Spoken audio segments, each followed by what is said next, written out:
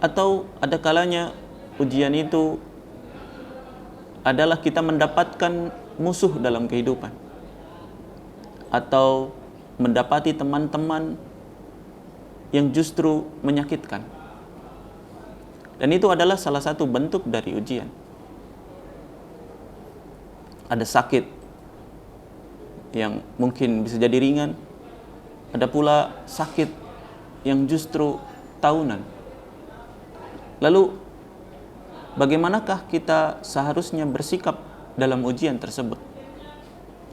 Maka kita akan belajar dari indikator-indikatornya sebagaimana dalam hadis tersebut. Faman radiya falahu ridha. Barang siapa yang ridho dengan ujian-ujian Allah, maka Allah pun ridho kepadanya. Lalu bagaimanakah kita bersikap menghadapi ujian-ujian tersebut? Maka kita harus menerima ujian tersebut dengan sikap sabar.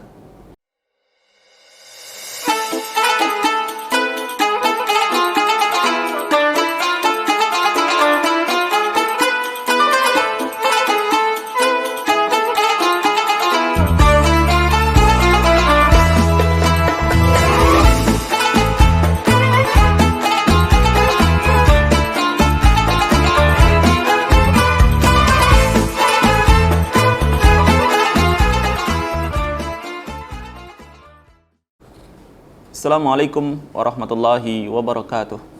Alhamdulillahilladzi bini'matihi tatimmus salihah. Allahumma salli wa sallim ala nabiyyina Muhammad wa ala alihi wa ashabihi ajmain. Amma ba'd. Hadirin yang berbahagia, pada kesempatan kali ini marilah kita menyelami satu hadis yang diriwayatkan oleh Imam Tirmizi dan Ibnu Majah. Rasulullah sallallahu alaihi wasallam bersabda, "Innallaha idza ahabba qauman ibtalahum.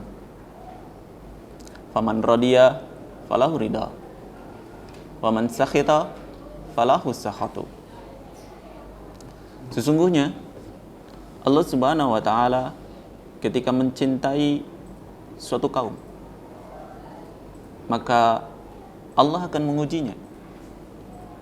Barang siapa yang ridho dengan ujian Allah, maka Allah pun ridho. Dan barang siapa yang murka dengan ujian Allah, maka Allah pun murka. Hadirin yang berbahagia, ternyata salah satu indikator ketika Allah mencintai suatu kaum di dalam kehidupan ini, ternyata Allah memberinya ujian-ujian.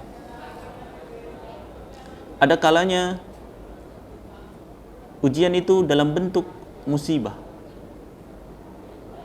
dalam bentuk kecelakaan-kecelakaan, atau dalam bentuk sakit.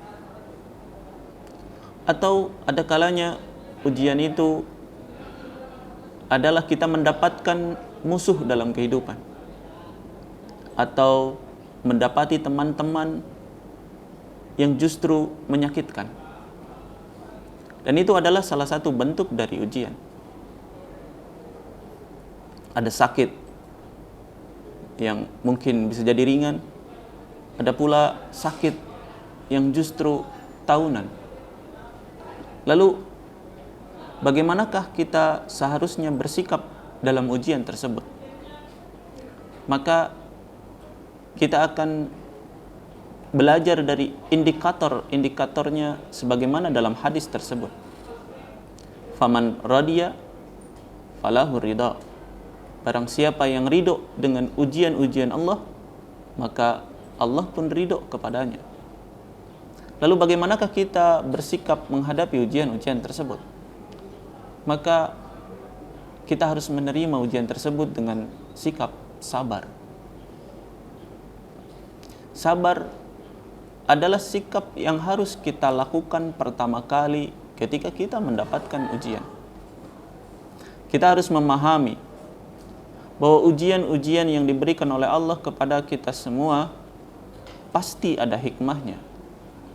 Dan tentu saja ada hikmahnya. Salah satunya adalah Allah menginginkan kita semua berjalan di muka bumi ini tanpa dosa. Lalu bagaimanakah cara menghapus dosa-dosa kita? Kadang-kadang kitalah yang harus melakukannya, menghapus dosa-dosa kita dengan cara beristighfar kepada Allah Subhanahu wa taala. Dengan memperbanyak istighfar, maka Allah mengampuni dosa-dosa kita. Tapi kadang-kadang manusia lupa untuk beristighfar. Maka kemudian Allah memberikan ujian kepada kita dalam bentuk penderitaan-penderitaan.